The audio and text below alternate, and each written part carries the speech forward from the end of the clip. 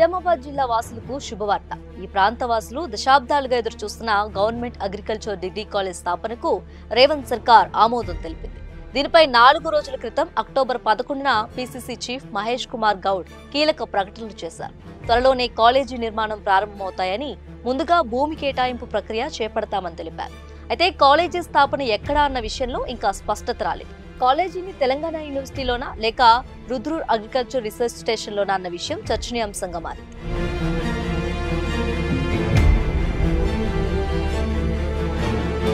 TU స్థాపనతో Nizamabad జిల్లాలో ఉన్నత విద్య అందుబాటులోకి వచ్చింది. కేవలం 6 కోర్సులతో మొదలైన యూనివర్సిటీలో ప్రస్తుతం 32 కోర్సులు నడుస్తున్నాయి. బయోటెక్నాలజీ, మైక్రోబయాలజీతో పాటు 12 సెల్ఫ్ ఫైనాన్స్ కోర్సులు అందుబాటులో ఉన్నాయి. ఇటీవల జులైలో గవర్నమెంట్ ఇంజనీరింగ్ కాలేజ్ కి గ్రీన్ సిగ్నల్ లభించగా ఏఐ, డేటా సైన్స్ కోర్సుల్లో 71 మంది విద్యార్థులు చేరారు.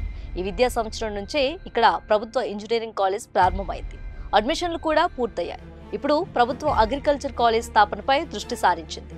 577 ఎకరాల విస్తీర్ణంలో ఉన్న టీయూలో 100 ఎకరాలు కేటాయించి కాలేజ్ ఏర్పాటు చేయాలని స్థానిక నేతలు, విద్యార్థులు డిమాండ్ చేస్తున్నారు.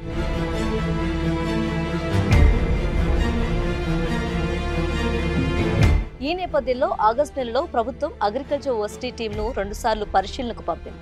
హార్టికల్చర్ డైరెక్టర్ యస్మిన్ బాషా నేతృత్వంలోని టీం రుద్రూర్ అగ్రికల్చర్ రీసెర్చ్ సెంటర్ను పరిశీలించింది.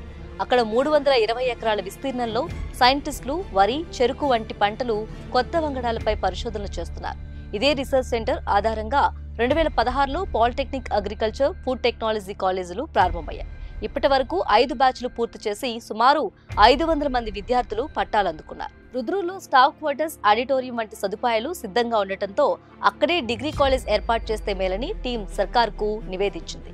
పాలిటెక్నిక్ రీసెర్చ్ సెంటర్లు ఉండటం విద్యార్థులకు లాభదాయకమని అభిప్రాయపడింది.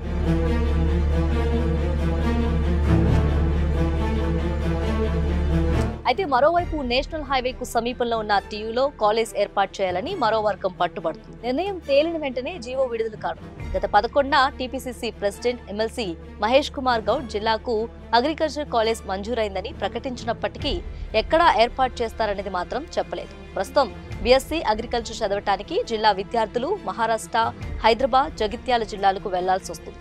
ప్రభుత్వ నిర్ణయంతో ఇక స్థానికంగా వ్యవసాయ విద్యా అవకాశాలు విస్తరించనున్నాయి.